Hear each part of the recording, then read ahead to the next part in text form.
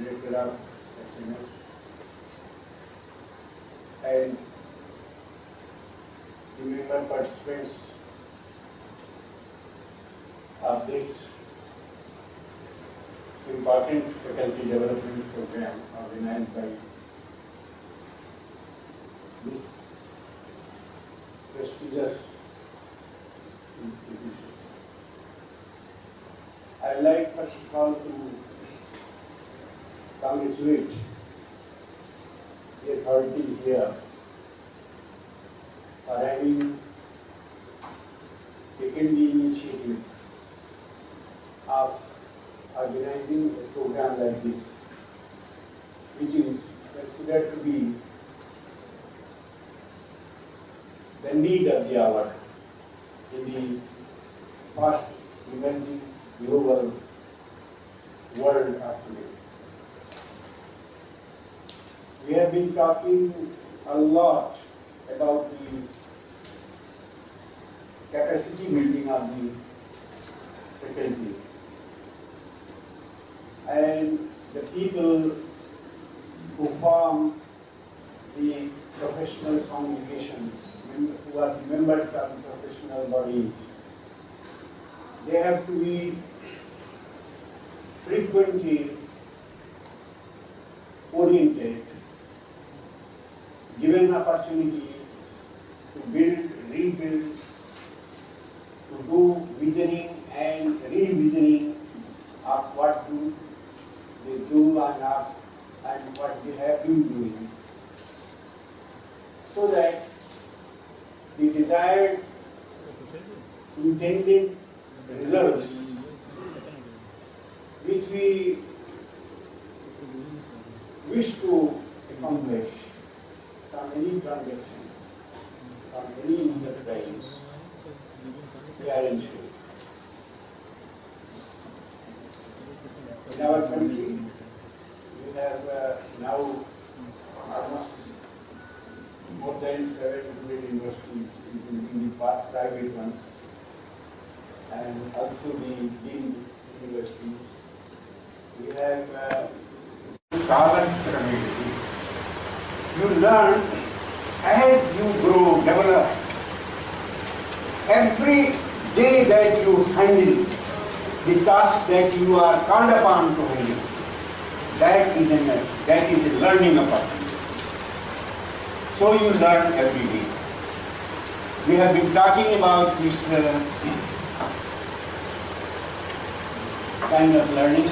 Learning is not a one-time thing. When you learn not from the enclosed boundary, not from the interactions you have from a teacher, but you learn in sundry other ways, in typing various resources that are available to you and that can be made available to you by others and at your own level. So in order to achieve the goals, you have to think of using multiple methods. This is the insistence. So in order to become an effective teacher, you have to learn to use various methods, not just one method. Unfortunately, teaching has been equated to lecturing. So you go to the class, you give a lecture, and that is called teaching. If you simply give lectures and you do not bother about your students when you are lecturing, and you are not bothered about what is happening, then many a time you feel that your very purpose with which you have entered that situation, the very purpose has been defeated. So I would like to bring to your mind's gaze a few competencies which have come to light from recent researches and which as modern teachers we must know, so that whenever training programs, whenever induction programs whenever orientation programs or courses like this are provided for the faculty building or faculty enhancement, then those competencies can be focused. And if you can focus on those competencies, there are 21 such competencies which have been recently brought to light through researches, and very briefly, in less than 10-15 minutes time, I would like to refer to those competencies by grouping them under 4 broad conceptual umbrellas. The first set of competencies relate to what we call our personality and attitudes. So we call them personality and attitude related competencies. And very briefly,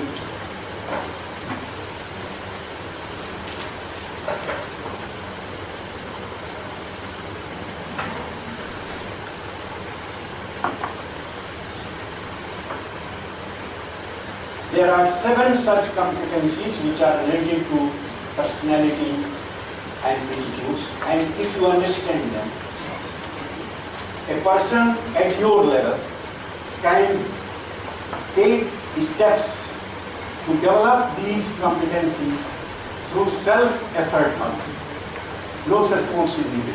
But sometimes we plan, organize such courses professionally in order to focus on those competencies, build those competencies, particularly with people who do not have the power to understand as to what are those competencies available to them and what are the competencies not available. The first competency in this set is self-efficacy. Self-efficacy. Through researches it has been shown that teachers who are effective teachers who have been known to be effective teachers, they have high degree of self-efficacy. What is self-efficacy? Self-efficacy means self-perceived capacity to perform a task successfully. आपको ऐसा लगे कि मैं इस काम को अच्छी तरह और सफलतापूर्वक कर सकता हूँ, आपको ऐसा महसूस हो. If you are assigned some job and you feel that you can do this job well, this feeling is called self-efficacy. There are teachers, if you are the director or head of the department or coordinator, you must have come across such situations when you assign a task, assign a paper to a particular teacher and say, no sir, I can't do this. In my life I have never studied it. As a student I have never studied. That shows that the fellow has low self-efficacy. कोई आपको काम दिया जाए और कहे नहीं साहब मैं तो कर नहीं सकता हूँ. That means you have, in addition to various other factors, you have an element which is called element of self-efficacy being low. How to develop this self-efficacy? It's a real challenge. And how to transform your personality so that you become self-efficacious. You start doing things in a manner which will infuse spirit and which will thrill up the needed flow in your students and which will draw them towards the subject that you are trying to grow on. It's a very important subject. I will not quote researches, but I would like to say that in the last 10 years, more than 100 researchers have pointed out in very specific terms that self-efficacy has been a character, an element, perennial with effective teachers. Those who are effective teachers, those who are effective managers, those who are effective principals, those who are effective you take any professional and use the word effective, you will find self-efficacy component will be very high in that person. Then the second competency which has been identified as a very important competency for making you effective is locus of control. Again, this is the psychological term. Locus of control means attribution. It's an attribution device. When you do something and you succeed or you fail, you do something and then by doing something either you succeed or fail. Now how do you explain your success and failures? You attribute your success and failure on what? On whom? That is called locus. हम सभी में एक mechanism बना हुआ है, हम सभी की पर्सनैलिटी में एक मैकेनिज्म बना हुआ है जिससे हम अपने कार्य के परिणामों को, अपने असफलताओं को, सफलताओं को किसी चीज से जोड़ते हैं। इसी को locus of control. There are two types of locus of control. One is external and the other is internal. External locus of control means he will attribute success and failure to external factors. यदि आपके बच्चों को, विद्यार्थियों को समझ में नहीं आता और आप टीचर हैं तो कहेंगे क्या कहेंगे, सब मूर्ख आ गए हैं हमारे ही कब्जे में आ गए, यानी विद्यार्थी आके ये मूर्ख हो गए। या आप कहेंगे इनको कभी समझ में आया, जैसे इम्तहान में पर्चा कठिन हो जाए, क्या एग्जामिनर ने बड़ा कठिन पर्चा दिया, ये नहीं देखेगा आदमी अंदर कि तुमने पढ़ा कितना है। That is called external attribution. या ज़्यादा से ज़्यादा कहेंगे भाग्य ने साथ नहीं दिया, यदि आपको कोई चीज़ नहीं मिली तो कहे भाग्य ने साथ नहीं। This is called a person who has developed internal locus of control is one who attributes his success and failure to factors within him. यदि हम पढ़ा रहे हैं और देख रहे हैं कि बच्चों को समझ नहीं आ रहा है तो हम बच्चों की ओर में उंगली नहीं उठाएंगे, हम कहेंगे हमारे पढ़ाने के तरीके में कहीं न कहीं कोई खोट है, कोई कमी है। यदि हमारे अंदर यह क्षमता है, दैट क्षमता will make me more effective. जो आदमी अपने अंदर झांकता है और देखता है कि हमारे एफर्ट में कहीं कमी तो नहीं है, हमारे प्रयास में कहीं कमी तो नहीं है, और जो हमेशा अपने एफर्ट और अपनी कैपेसिटीज, अपने जो एबिलिटीज, अपने जो एक्विजिशंस हैं उनसे जब जोड़ता है, that person is said to have in his personality a component, a mechanism which is said to be the mechanism of internal locus. Through researches, it has been highlighted that effective teachers have been found to have more and more of internal locus of control as against the external locus. Effective teachers हमेशा अपने methods को, अपने transactions को, अपने interactions को they go on visiting, revisiting, revamping, so that everything is harmonised to the need of the. आके हम plan क्यों करते हैं instruction to develop our students, and if we want to develop our students then we must have that power to look within ourselves, our own instrumentalities that we have created to reach the goal, learning outcomes. So this is the second competency, and again this is related to personality. The third competency, expectancy. Very important competency which has come to light. There can be two kinds of expectancies, positive or negative. Positive expectancy. I will like to explain these two competencies with a personal anecdote. Drawing from a personal anecdote, and you will pardon me if it touches you. You will not pardon me. I will be very happy. One of my very good friends who was with me in Shimla, he came back to Delhi University as professor, and he was a professor of chemistry. And when he came back to Delhi, he used to call on me very often. जब आप कभी दिल्ली आए तो हमारे यहाँ थे।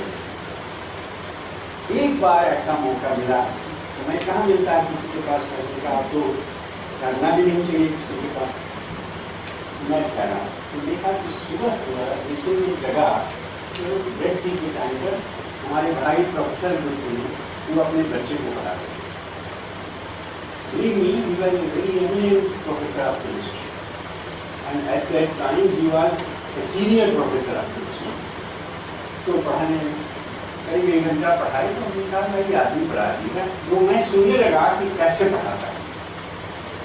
आप देखिएगा कि आप अपने बच्चों को जब पढ़ाते हैं तो आपकी मेथोडोलॉजी अलग होती है, और दूसरे के बच्चों को जब पढ़ाते हैं तो आपकी मेथोडोलॉजी अलग होती है। मैं हमेशा अपने भाइयों से कहा करता हूँ कि यदि ये बच्चे तुम समझ जाओ कि हमारे बच्चे हैं तो मेरे ख्याल से तुम पूरी पेडागॉजी ट्रांसफॉर्म कर तो पढ़ा रहे तो करीब 74 मिनट मैंने अपनी घड़ी से नोट किया, और 74 मिनट में वो करीब 80 बार उसने उस आदमी सवाल थोड़ा डिफिकल्ट देते थे और देते थे, वो कराते थे, और उसको हर के बाद एक सवाल देते थे और वो आंसर देता था, राहुल उसका उनका बेटा राहुल, और उसके बाद में कमेंट करते थे।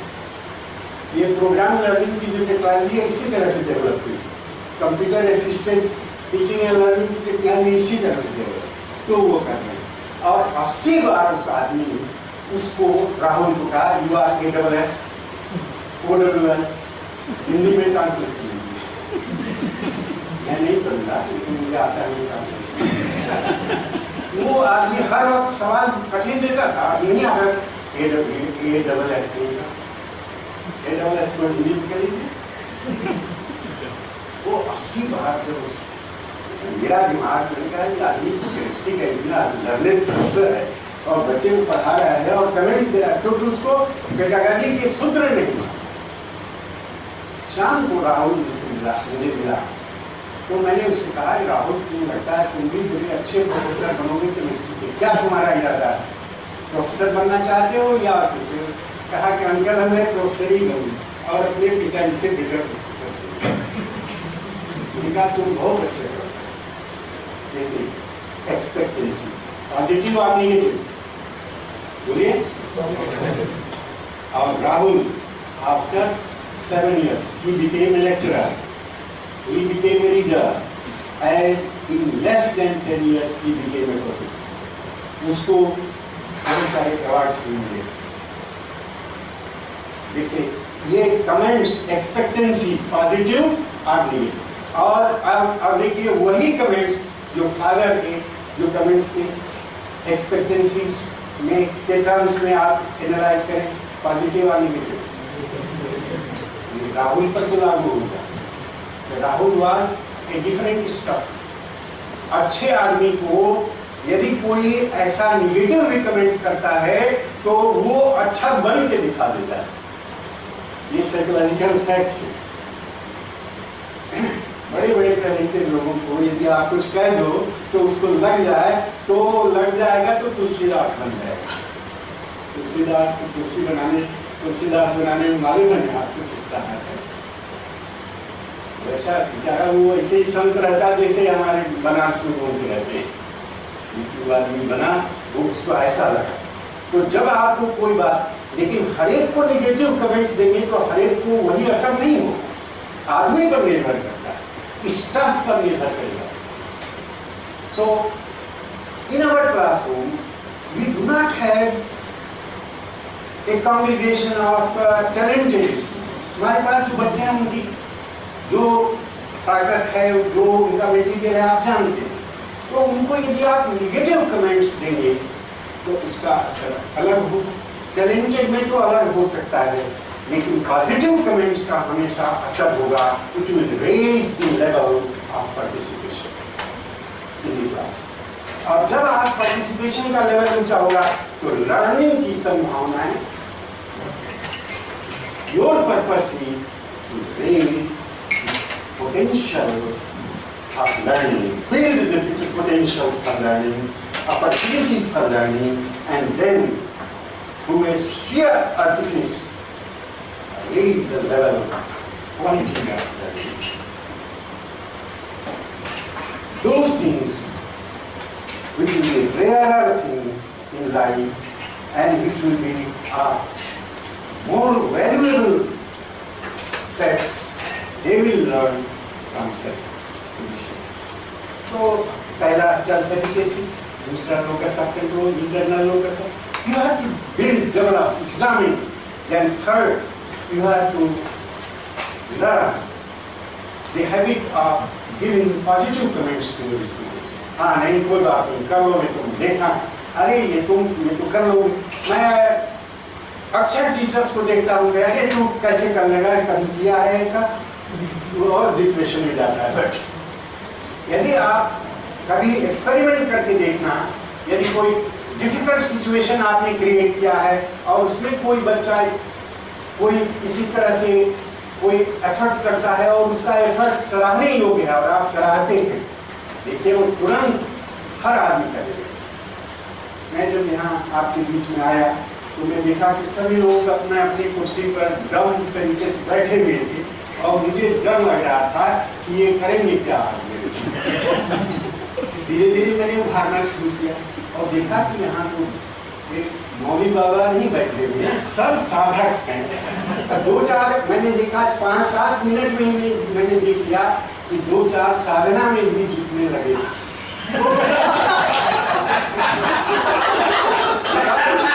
तब मुझे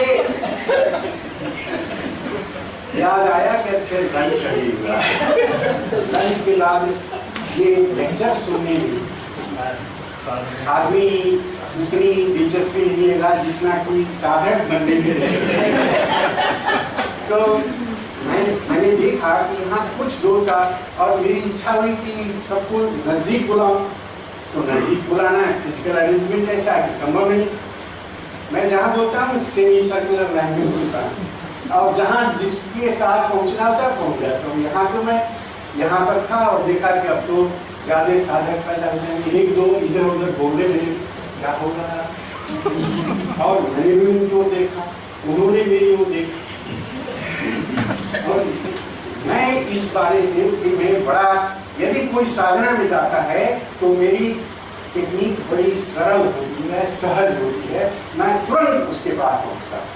यहाँ भी 2-3 जो साधना में थे तैयारी में थे, साधक को नहीं बन पाए, तैयारी में थे। जैसे वो तैयारी में थे मैंने उनकी आंखों में देखा और उन्होंने भी मेरी आंखों में देखा, आंखें 4 अब जैसे ही आंखें 4 हुई उन्होंने कहा सर मेरी कोई पुरानी आदत है। फिर मैंने भी उनसे आंखों में ही कहा ये मेरी भी पुरानी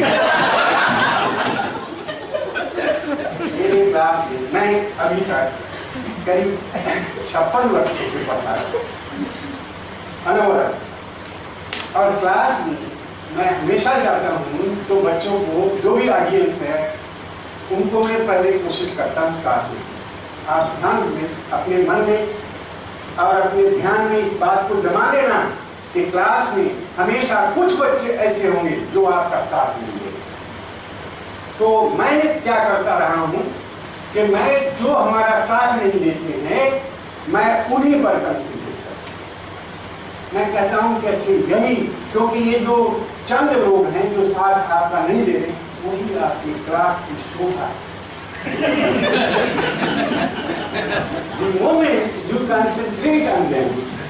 your whole teaching exercise becomes very effective. और वो 5 पर आपने ध्यान नहीं दिया तो 5 की संख्या 15 हो जाएगी और 15 की संख्या अपार हो जाएगी और जब तक आप पढ़ाएंगे तब तक सारे साधक मीन्स बाधक। My dear friends, प्रोफेशनल जो एक्सपर्टीज है इसको बिल्ड करना, एक तो एफर्ट है कि संस्थाएं करें, जैसे आपके ये सेमिनार, ये आपका ये इस तरह का सत्र चलाया गया है। हम लोग यूजीसी में एकेडमिक स्टाफ कॉलेज के जरिए ओरिएंटेशन प्रोग्राम करते हैं। अक्सर मैं एकेडमिक स्टाफ कॉलेजेस में जाता हूँ, आप जैसे लोगों से बात करता हूँ, तो आपको ये एग्जामिन करना है कि हम हमारे अंदर सेल्फ एफिकेसी की मात्रा कितनी है, हमारे अंदर हमारा पर्सनैलिटी में जो मैकेनिज्म फिटेड है वो एक्सटर्नल लोकस ऑफ कंट्रोल से ज़्यादा प्रभावित है, क्योंकि दोनों मैकेनिज्म कंट्रोल मैकेनिज्म तो वही है, या इंटरनल। तो इफेक्टिव बनना चाहते हैं तो इंटरनल लोकस और एक्सपेक्टेंसी। यदि क्लास में आप फ्लुएंसी लाना चाहते हैं अपने रिलेशंस में, if you want to stress fluency, flow, natural flow, motivation, natural attraction, drawing up, क्योंकि टीचर को 3 काम करने होते हैं क्लास में जाते ही। पहले उसका फंक्शन यह है, जाते ही उसका कार्य होना चाहिए बच्चों का ध्यान अपनी ओर खींचे। जो टीचर इस तरह से या छाती पीट कर मैं आ गया हूं मेरी ओर ध्यान दो, ऐसा टीचर, कई लोग ध्यान लेने के लिए तरह तरह के हरकते पीटेंगे, कहेंगे सुनो मेरी बात, और वो कहने सुनाते रहो। 3 चीजें जरूरी होती हैं।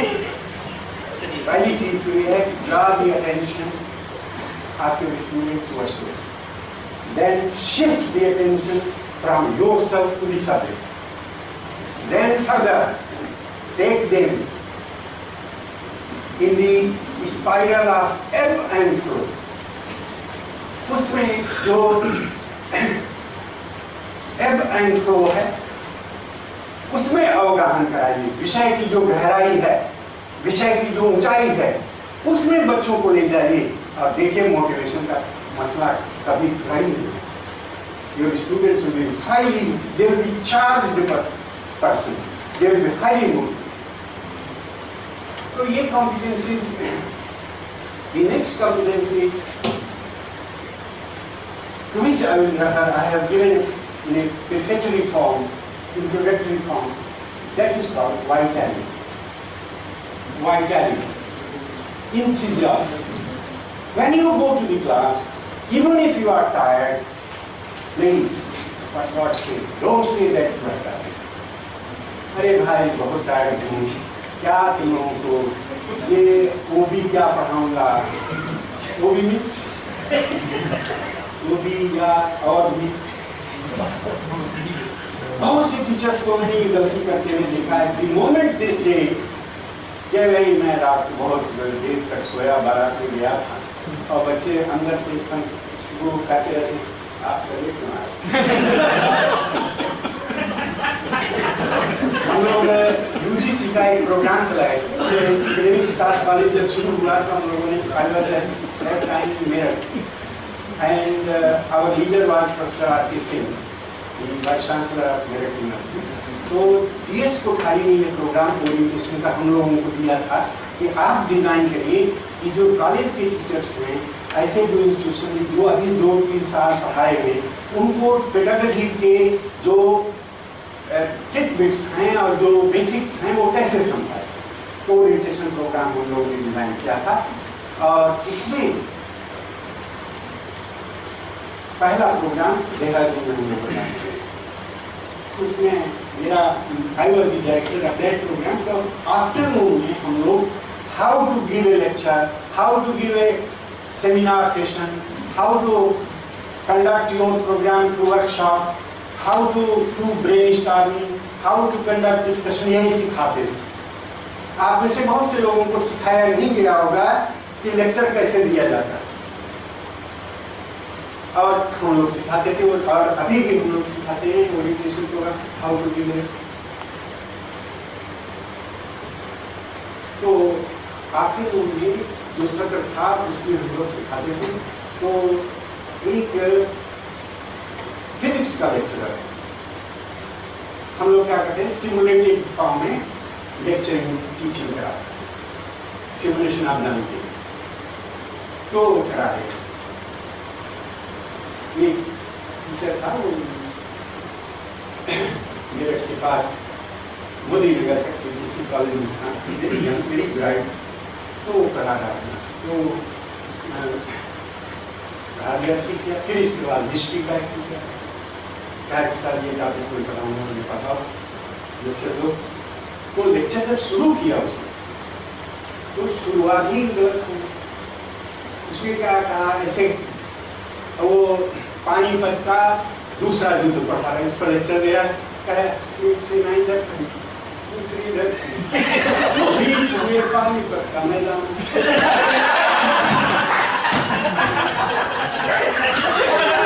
अब लड़ाई होने ही वाली, और मैं पीछे बैठ के देख रहा था, क्रिटिकिंग हम लोग करते थे।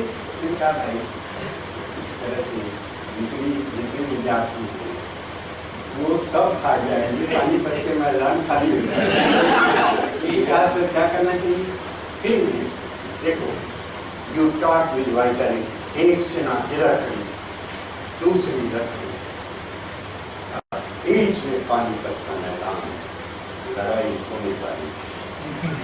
देखिए सब विद्यार्थी जो साधक भी हैं, लड़ाई होने वाली। यहाँ मैं वहां जब खड़ा था और जब मैं यहाँ आया, कितने साधक जो है अपना तेवर बदल कि कहीं मेरे पास ही ना आ जाए। अच्छा टीचर वो होता है जो हर विद्यार्थी के साथ अपने को और अपने को जोड़ लेने की कला में पारंगत होता है। लगे नहीं कि जुड़ा हुआ, और ऐसा हो कि हर विद्यार्थी के साथ जुड़ेगा, हर आदमी जैसा वो सोच रहा है वही सोच रहा है। That is effective teaching. जो आप सोच रहे हैं वो उसको सोच रहा है, उसके बियॉन्ड भी सोच रहा है, ट्रांसेंडेंस भी है उसमें। यू आर हम लोग BHU में पढ़ते थे, हजारी प्रसाद द्विवेदी जी हम लोगों को हिंदी पढ़ाते थे, और वो पढ़ाते थे तो विषय कई जो हमारे साथी जी पढ़ा के आए थे, और वो आदमी एक बिंदु से जाकर अनेक बिंदु क्रिएट कर देता था, और कई लोगों के दिमाग में वो अनेक को और अनेक में बदल देती। अच्छा teacher magician, his impact is magical. I will not use the word magician, but I will say his effect is always magical, creating a new mindset, a new vision dawns on the students as a result of what we do. Because every human being, one of the teachers said long back, every human being has to contribute by what we call by creation. Create. And it is for you to decide whether you will create with reverence or you will create with indifference. You will create with reverence or you will create with indifference. कितनी प्रतिभाएं आपके पास छपी हैं, आपके सामने, आपको नहीं मालूम, और जब आप चले जाते हैं आपके 10 चित्र वो बनाते हैं। कई अच्छे बच्चे जो आपके साथ आप मान लीजिए किसी उनके पैमाने पर नीचे हैं, वो आपका चित्र बनाते हैं। एक सरदार जी थे, मैं मेरठ में उस समय था, स्टैटिस्टिक्स पढ़ाते थे, हर कोर्स में स्टैटिस्टिक्स पढ़ाते थे। I was head of the department. तो मैं जाता था तो देखता है कि बच्चे उनका हुजूम मचाते। बच्चों से मैंने रिसर्च किया क्लासरूम में, से क्या करते कैसा सरदार जी स्टैटिस्टिक्स अच्छा जानते थे, लेकिन ये हर वक्त स्टैटिस्टिक्स में जाए, इस तरीके से मीन इतना आया, इस तरीके से मीडियम इतना और इस तरीके से उस तरीके, बच्चों ने उनका नाम रख दिया इस तरीके से।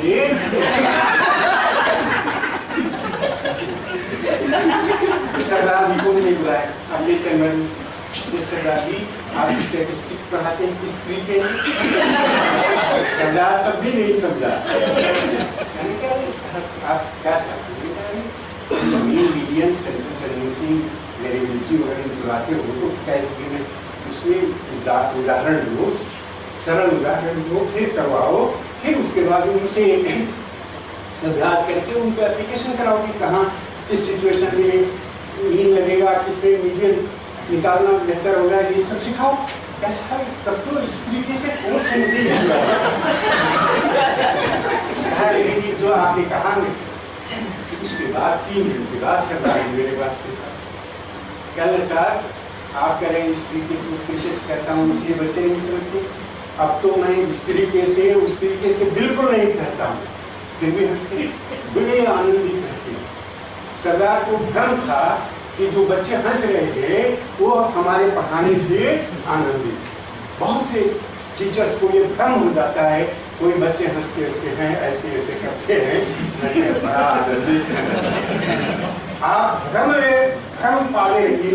और कई हम लोगों में से कई लोग गलत धारणाओं में जीते, गलत का ग ले लिया और धारणा का धा ले लिया। हम लोग क्या है, मैं कहूँगा नहीं, हम लोग भ्रम पाले रहते। सुकरात ने जो अपनी पेडागोजी डेवलप की, उसने यही कहा कि तुम्हें अपने बारे में भ्रम है कि तुम जो जानते हो वो सत्य है, लेकिन है वो असत्य। जो तुम जानते हो वो असत्य है। और a good teacher is one by the might of logic. He proves that what you believe to be true is false. ये जो मिथ तोड़ना है ये टीचर करता है, क्योंकि आदमी किसमें रहता है? मिथ में रहता है। We live mythologically. Our society sometimes has developed a mythological set, and it lives with that mythological set. देश में जाइए mythology, हमारे देश में जाइए जहाँ mythology, हम सभी के पास mythology है कि आज अच्छा है, मंगलवार है, अच्छा है, ये काम शुरू करने में ऐसे मिठाई चाहिए, लड्डू खाना चाहिए, शुक्रवार है तो नहीं जाना चाहिए। कितने मिथ। और मैंने कई बार पश्चिम की ओर में गया हूँ, शुक्रवार को गया हूँ और काम से तो क्या कहूँगा। सुकरात ने कहा पेडागोजी दोस्त, सुकरात का नाम मालूम ना, वो आदमी महान था। और उसने कहा कि ग्रीस वाले सुन लो, जब उसको सजा मिली, जहर धीरे धीरे ऐसा जहर दिया जाता है धीरे धीरे जब ले रहा था, तब उसने कहा कि जब मैं नहीं रहूंगा तो मेरे कब्र से सुकरात आएगा और तुमको शिक्षा देगा कि असली शिक्षा क्या, तब तुम सीखोगे और मुझे याद करोगे। आज पूरा विश्व सुकरात को उसी नजर से देखता है, विश्व गुरु के रूप में। हमारे यहाँ बहुत से विश्व गुरु हैं, स्वामी विवेकानंद आप एक उदाहरण। तो वो कहता था कि 2 स्टेज में टीचिंग होती है। एक तो स्टेज में वो सुकरात क्या करता था, पहले वो बच्चों को इकट्ठा करता था और पूछता था, वो ही यूज्ड टू क्वेश्चन पूछे, जैसे हमने आपसे पूछा व्हाट इज इफेक्टिवनेस, आप में से अब आपको पता चल गया वो इफेक्टिवनेस का क्या होता है। इतना आसान नहीं है जितना आप लोग समझकर उत्तर दे रहे थे। तो सुकरात करता था और ऐसा क्वेश्चन करता था, डिफिकल्ट क्वेश्चन, और कहता था कि मेरी टीचिंग पहले स्टेज में तब सक्सेसफुल मैं मानता था जब बच्चे हमारे हमसे नाराज हुए। when students will be angry with me, then I will say, okay, my teaching has been effective. फिर दूसरे स्टेज में ले जाकर अच्छा, and he will prove why it is false. Reasoning देगा, समझाएगा कि ये ऐसा है, ये ऐसा है, ये ऐसा नहीं है, ये ऐसा नहीं है, इसलिए जो तुम सोच रहे हो वो गलत है. रीजनिंग देगा. And then students will know, will develop a reasoned understanding to get at things. This is the, and then he said, in my pedagogy, in my teaching, students in the second stage, they will be angry with themselves. In the first stage, they will be angry with you. In the second stage, if it is effective, then they will be angry with themselves. मुझे इतना भी नहीं मालूम, मुझे इतना भी नहीं मालूम. That is effective. So I was talking about all this in terms of personality, attitude, related competencies, self-efficacy. The second one, locus self-control. The third one, expectancy. The fourth one, vitality. In every transaction that you bring to bear on your students and your learning situations, see that there is an impact created. And impact will be created only when there is enough of vitality in your presentations. जैसे हमने उदाहरण दिया, आप vitality का मतलब क्या है? ये नहीं कि आप खूब हाथ पाँव फैलाते रहिए और छलांग मारते रहिए. Vitality का मतलब है कि there should be an easy flow. जैसे आप बातचीत में नेचुरल ढंग से जब बात करते हैं तो एक आदमी आगे भाई ऐसा हुआ, मैं वहाँ गया, ऐसा आदमी मिला, अच्छा है, रुक जाते हैं, अच्छा उसके बाद क्या हुआ भाई, बताइए नहीं बातचीत. तो बातचीत में ही टीचिंग में जो अच्छा टीचर होता है, बात बात में ही बहुत बार पते की बात करते, यही इफेक्टिवनेस है. और ये तभी आएगा when you have enough amount of vitality. Then I will go to the, and quickly I will do in less than the stipulated time. Positive attitude. That is related with the earlier points, but I have said it. Researches have shown positive mindset of the teacher towards his subject, towards the students, towards the institution to which he belongs. आप जिस संस्था में काम कर रहे हो उसके प्रति आपका attitude negative, you will never become an effective. आप जो सब्जेक्ट पढ़ा रहे हो उस सब्जेक्ट के प्रति आपका attitude negative, you will never become an effective. So positive attitude, आप जिनमें से जो मैनेजमेंट का आदमी जानते हैं कि जो इफेक्टिव मैनेजर होता है उसका फर्स्ट क्वालिफिकेशन ये होता है कि है positive mindset. He looks at जो नुकसान है उसमें भी वो फायदा देखेगा. यदि कोई लूजिंग प्रोपोजिशन है उस लूजिंग प्रोपोजिशन को भी वो देखता है गेनफुल प्रोपोजिशन. बहुत सारे आपको माइंडसेट की उदाहरण हिस्ट्री में आप जाइए देखेंगे और भयंकर ये माइंडसेट बड़ा भारी डिटर्मिनेंट है. A person becomes effective or not effective, your mindset and that positive mindset will be a very powerful determinant of your effectiveness in the job which you are doing. So positive mindset. Then next is openness, transparency.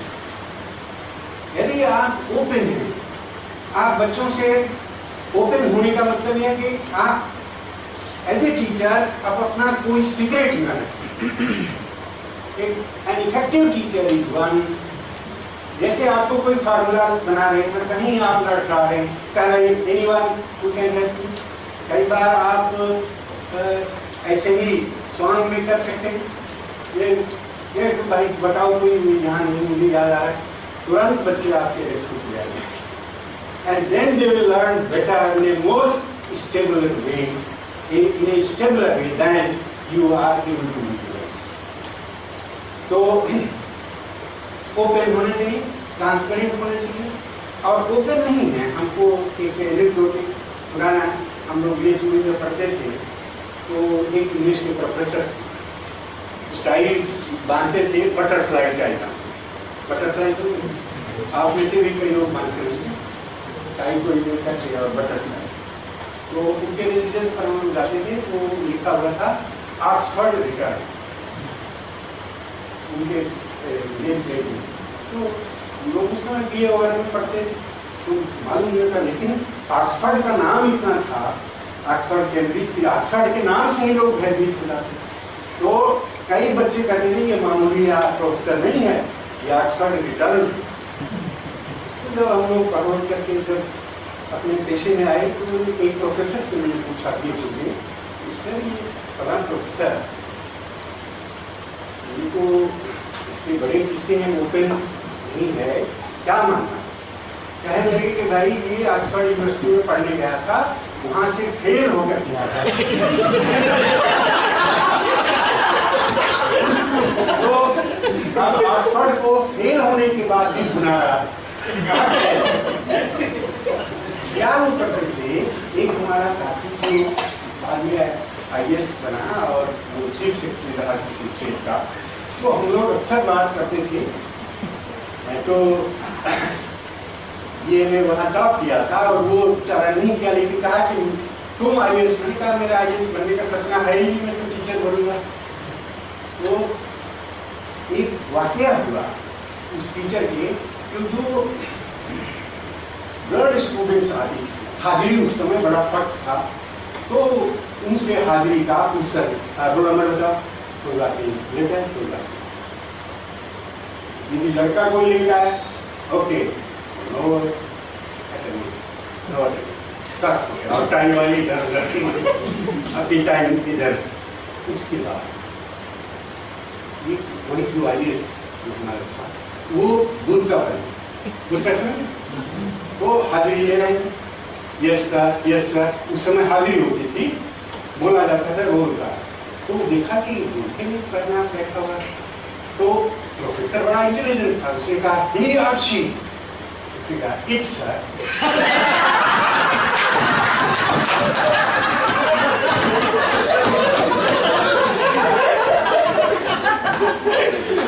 जब आप में openness नहीं है, आपके अंदर कुछ है, बाहर कुछ है, तो यही बहुत बड़ा तमाशा हुआ।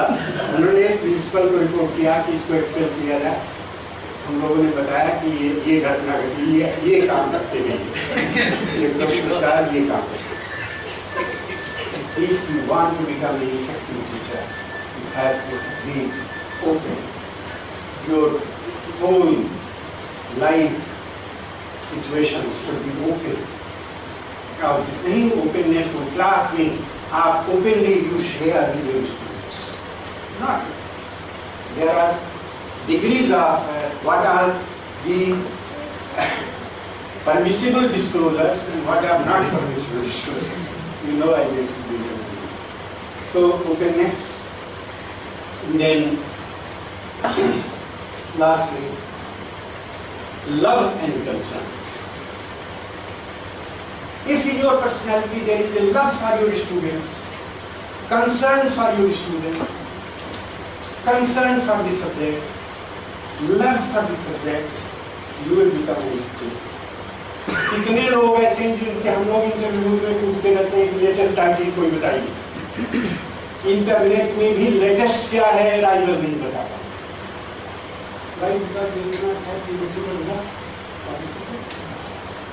They do not have the concern. तो वो क्या करेंगे, क्लास में जाएंगे तो धोखाधड़ी करेंगे। They will not do teaching, they will do CHEAT.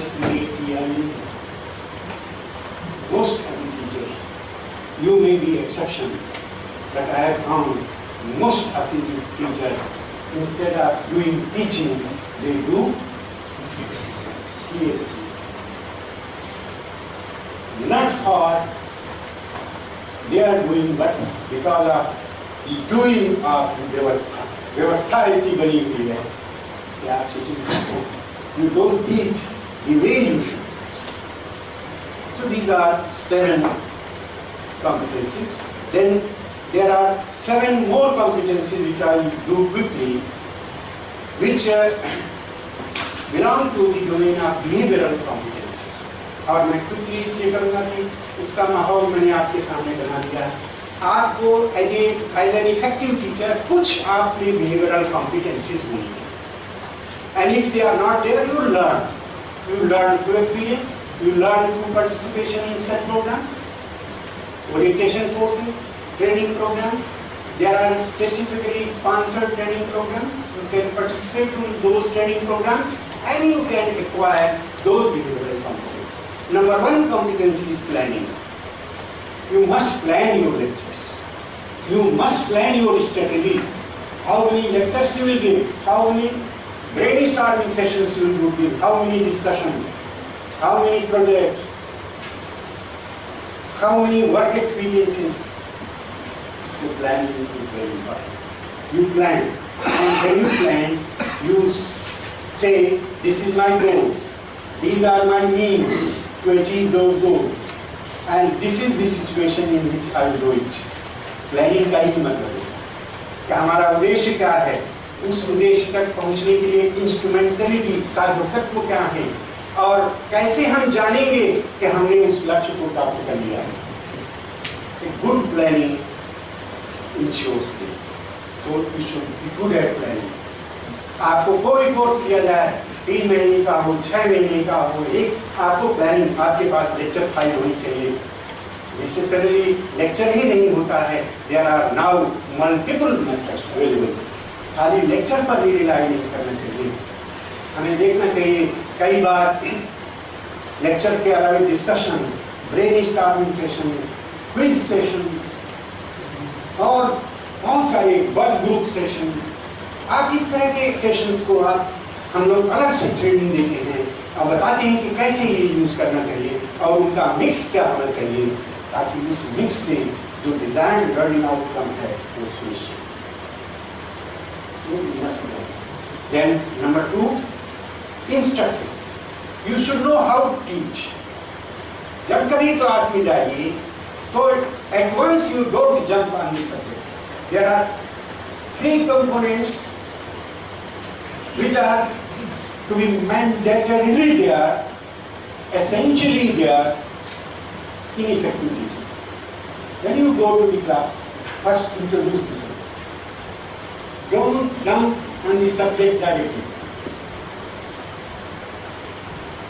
आपने देखा होगा किसी से कोई काम करवाना हो तो क्या करते हैं, पहले भूमिका बनाते हैं.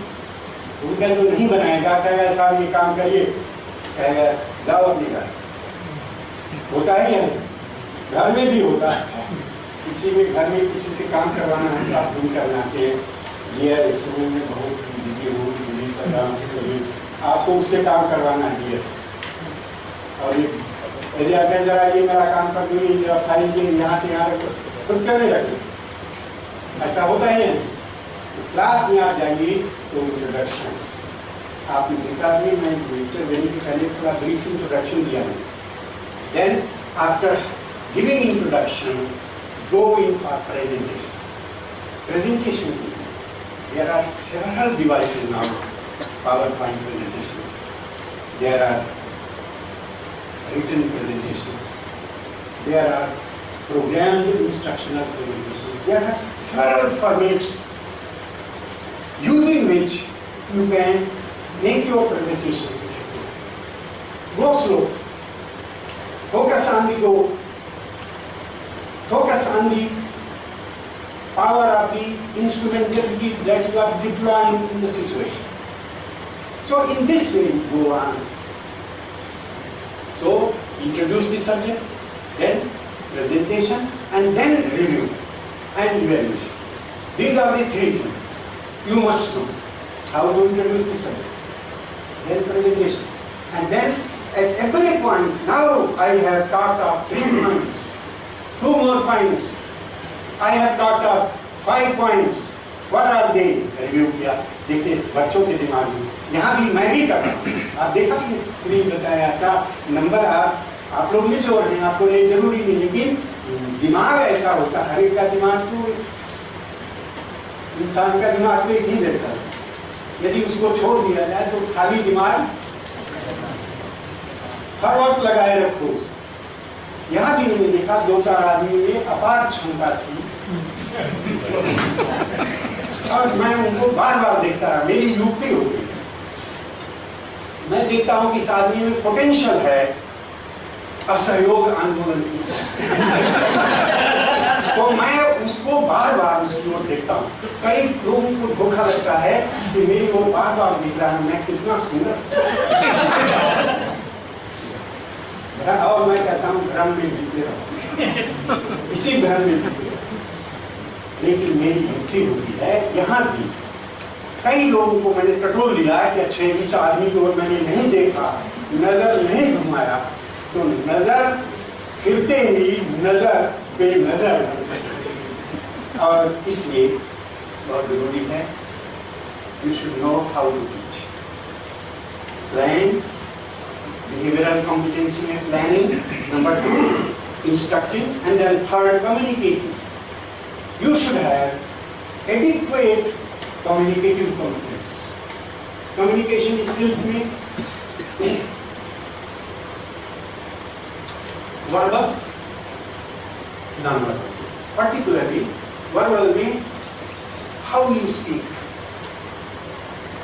What is the language that you are using? Complex sentences बना रहे हैं, कंपाउंड बना रहे हैं, सिंपल सेंटेंस बना। एक good effective teacher talks in simple sentence, not in complex. कई टीचर सेंटेंस बनाएंगे, नाउन है और वर्ब का पता नहीं, वर्ब का है तो नाउन का पता नहीं, एग्रीमेंट नहीं, ये सब कम्युनिकेशन को पता नहीं। बच्चे जो हैं आपकी गलती को भूल जाएंगे। प्रोनाउंसिएशन आपका ठीक होना चाहिए, आपका ग्रामर ठीक होना चाहिए, आपकी बॉडी लैंग्वेज। कम्युनिकेशन बिल्ड करने में आप सब लोग माहिर आदमी हैं कम्युनिकेशन में। कम्युनिकेशन में पहला पार्ट जो है वो आइज, वेरी इंपॉर्टेंट कम्युनिकेशन। आंखों की भाषा बहुत ही प्रभावी है। जो आदमी आंखों से कम्युनिकेट कर सकता है, मेरे ख्याल से शब्दों से एक घटना पर आंख, फिर आपका पूरा चेहरा। Go to the class with a smiling face, and your subject will smile. आप गए, चेहरा लटका है, हाँ नहीं कल इसमें क्या पढ़ा था याद नहीं आ रहा, कैसा याद नहीं आ रहा तो और भूल जाए।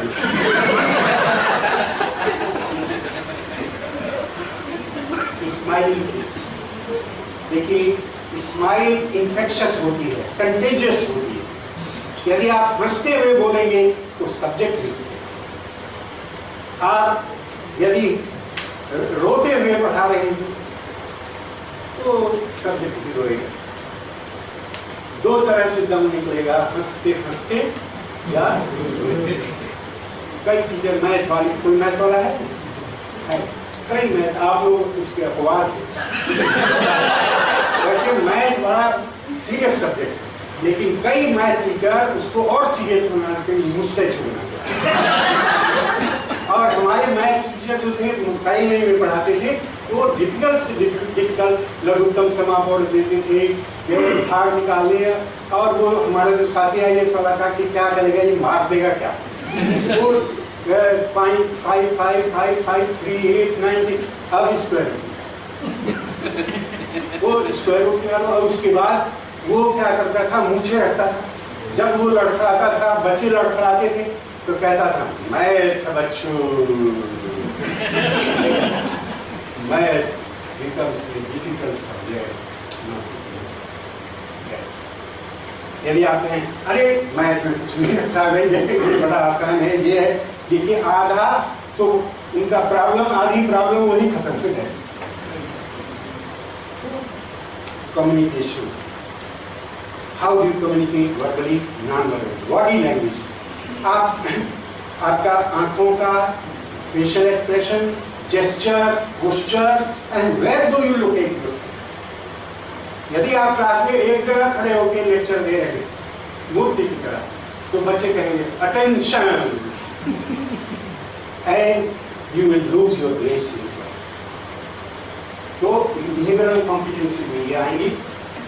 और पहले हमने क्या बताया बिहेवियरल कॉम्पिटेंसी में? लर्निंग। दूसरा इंस्ट्रक्टिंग टीचिंग। तीसरा communication.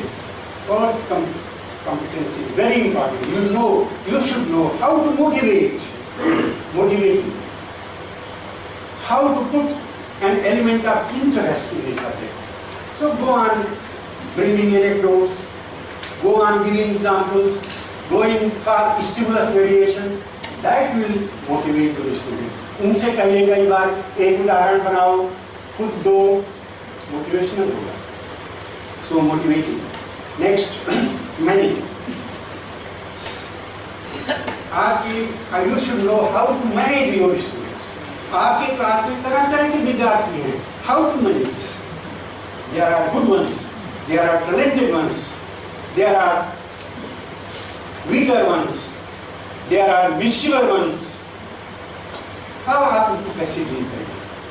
You should know. Managing is keeping them on task and keeping them on task optimally and off task minimally. That is it. Management का यही अर्थ है कि जितने लोग हैं आपके ग्रुप में keep them on task optimally and keep them off task minimally. On task optimally and off task manage. अब ये एक दिन की बात नहीं, सिखाया जाता है how to manage. मैनेजमेंट तो रोज का काम है and you learn how to manage your house, manage your class, manage your factory, manage your institution, managing the now. Then next, monitoring. You should, यदि आपकी क्लास में एक भी कोना ऐसा हो जिस आपको ऐसा लगे कि ये शरारत कर सकता है, तो आप तुरंत वहां पहुंचे। आप ध्यान नहीं देंगे तो वो संख्या बढ़ जाएगी। जैसे मैंने आपको बताया, यहाँ मैंने खाली उदाहरण के लिए दिया। आप ऐसा मत सोचिएगा मैं यही देखने आया कि कितने लोग समाधि में जा रहे हैं। यहाँ पर मैं निराश होकर जा रहा हूँ। 2-4 पर मेरी आशा बंधी हुई थी कि ये समाधि में जाने वाला है, और देखा ये पहुंच रहा है। निराश अभी तक मेरी आशाएं निराशा में तब्दील होती है, दिखाई पड़ रही है। लगता है मैं बहुत निराश होकर जाऊंगा। 2-4 पर आशा बंधी थी, अभी भी अब देखा कि तो सबसे ज्यादा पावरफुल युवाक्ट है इस ट्रांजेक्शन में, कि जो मैं नहीं बता रहा हूँ उसको भी आदमी समझ रहा है।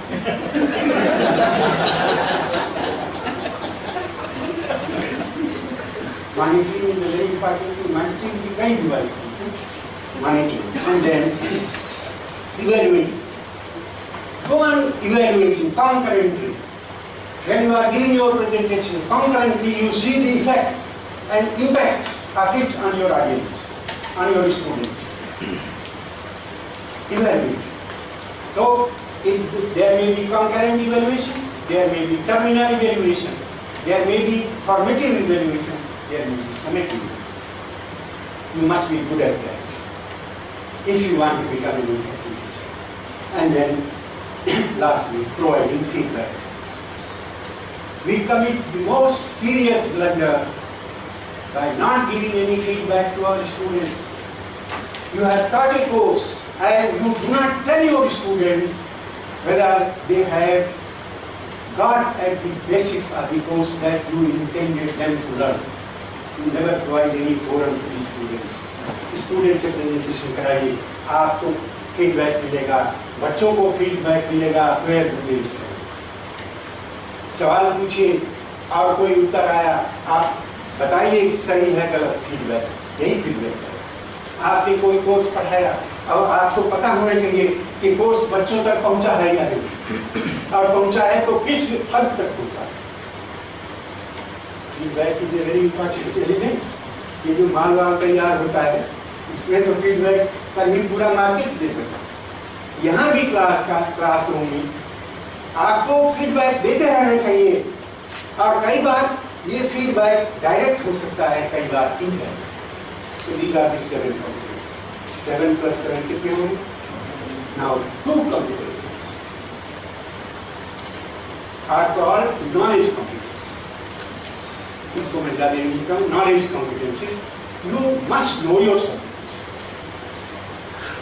बिना इसके effective teacher नहीं हो सकते। You must know your subject. The basics of the subject, the developments around those basics, further elaborations on those basics, further derivations of those basics, further modifications of those basics. तो subject में जितना आप deep हो, उतना ही आप class में comfortable अपने हो। यदि कोई सवाल पूछ रहा है तो आप परफेक्ट नहीं, विचलित नहीं। कई बार बच्चे सवाल पूछते हैं, अच्छा तो सवाल पूछ रहा है, कुछ नहीं प्रैक्टिकल में देखिए, अंदर अंदर कहता है, और बच्चे को कम्युनिकेट हो जाता है, अच्छे प्रैक्टिकल में कंप्यूटर वाले में देख चुका है।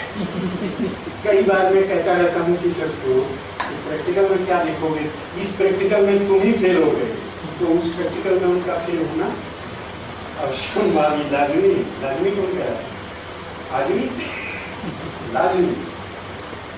My dear friends, never lose track of your subject. हर नई टाइप की and then general knowledge. Second competency, you must know not only your subject but other subjects also. हम लोग interdisciplinary dialogue की बात करते हैं। When you talk, your talk will become more effective if you know more subjects. You should be jack of all. Jack of all and master of will change this term.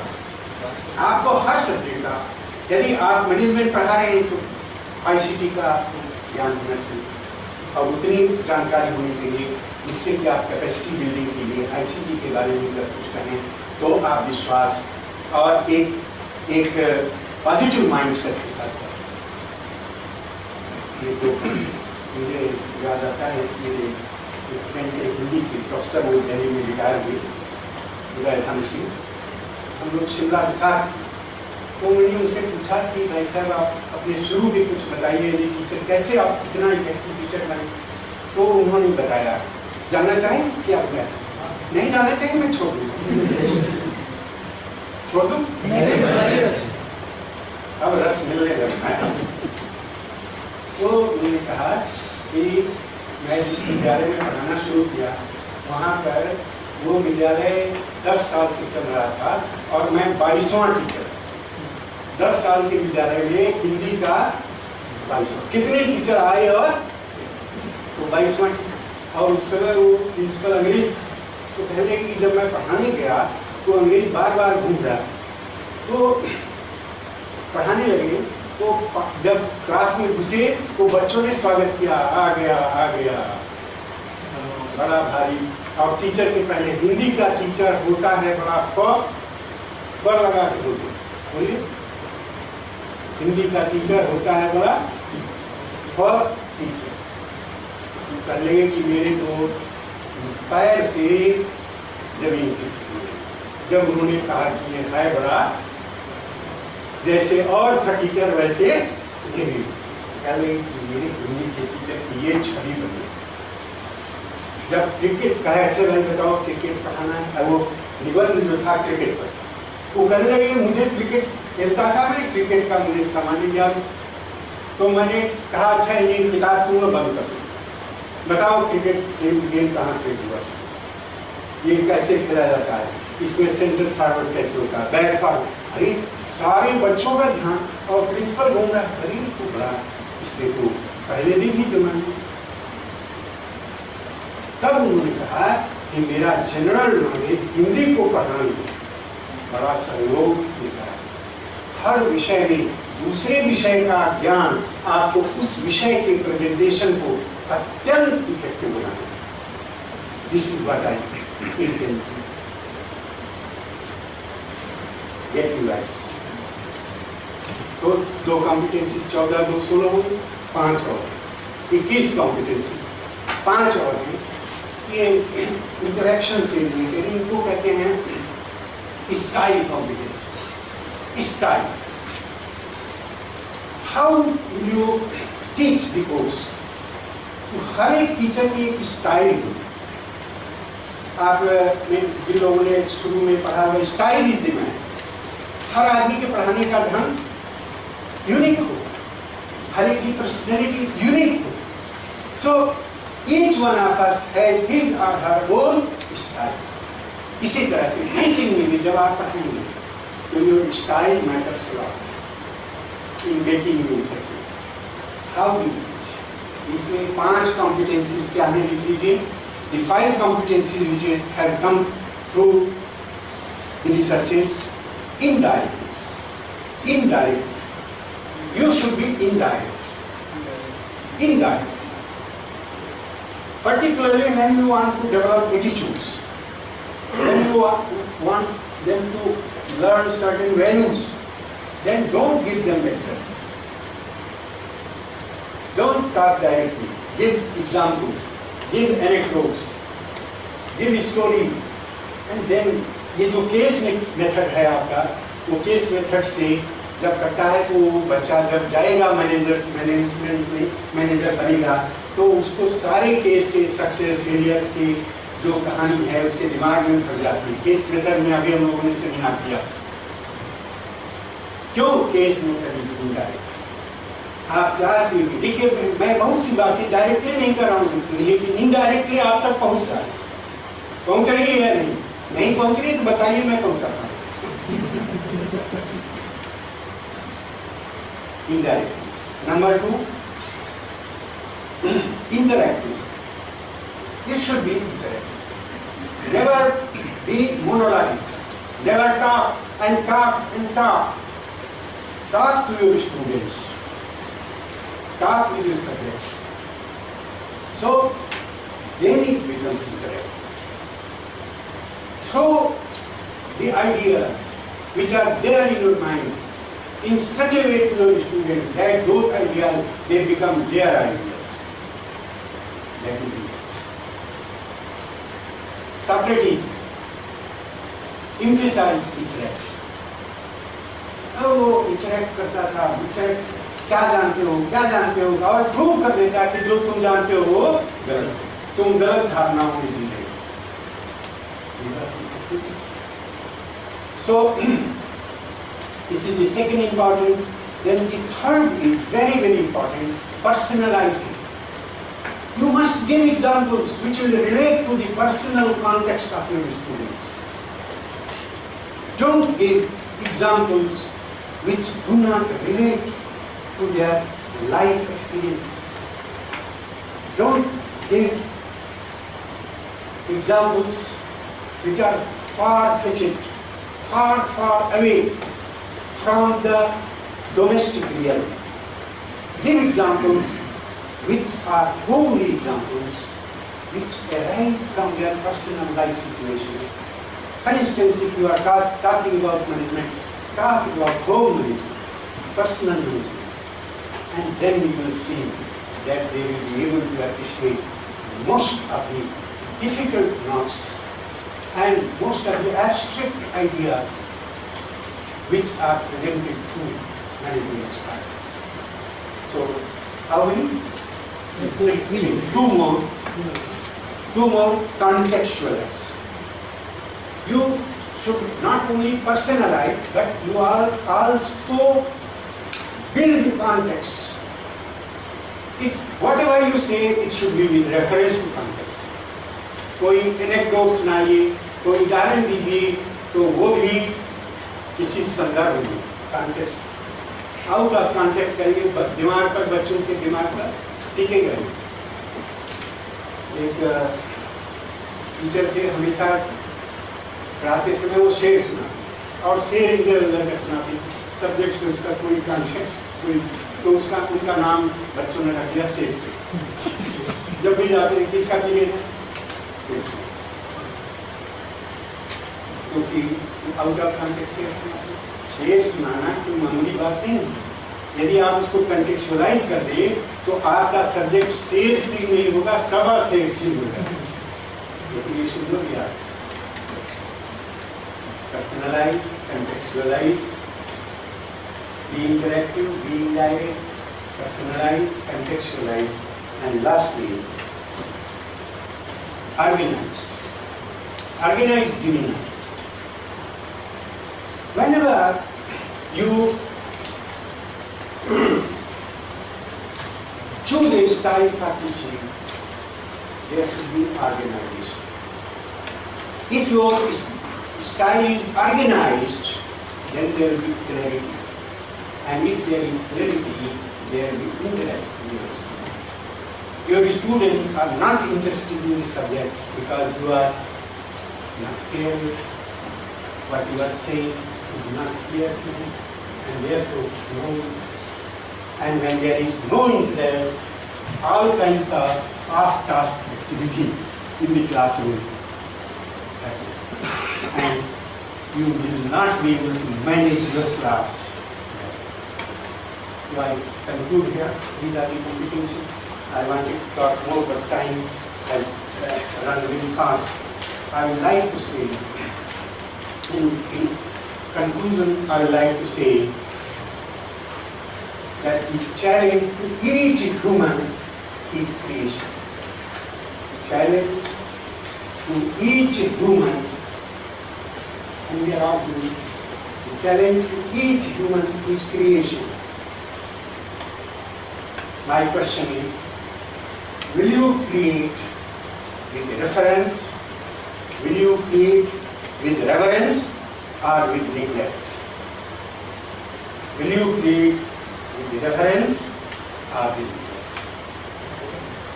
And for that, in order to become an effective teacher, you must focus on your thoughts.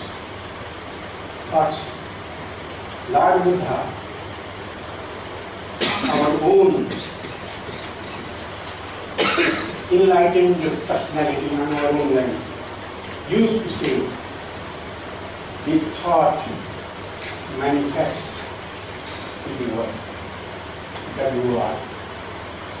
The word manifests as the deed.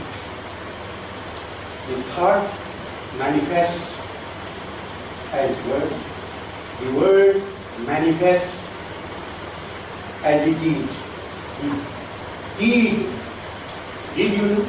The deed develops. The deed develops into habits. The deed develops into habits. And habits, and the habit hardens into character. And the habit hardens into character. What is character? Character is a bundle of habits. The habit hardens into character. So Buddha used to say, so watch the thought and its ways. Watch the thought and its ways with care.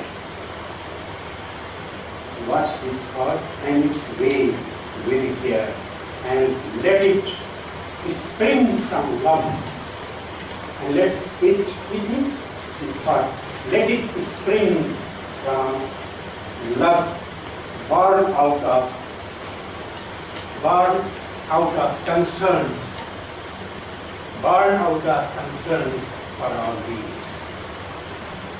If you, without this style, you will become as great a teacher as Lord Buddha was. And then the two models that I have given. Whenever you go to the class, please try to locate that corner in your class where students are not getting anything.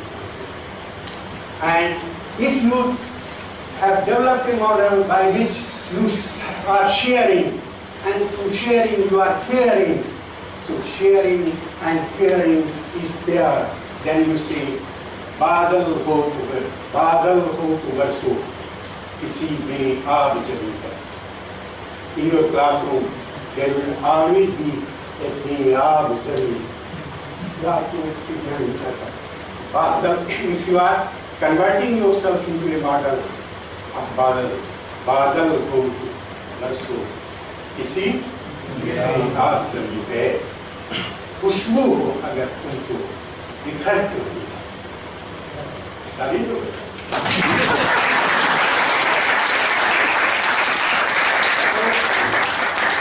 this is enough, and I will end up with just one quote.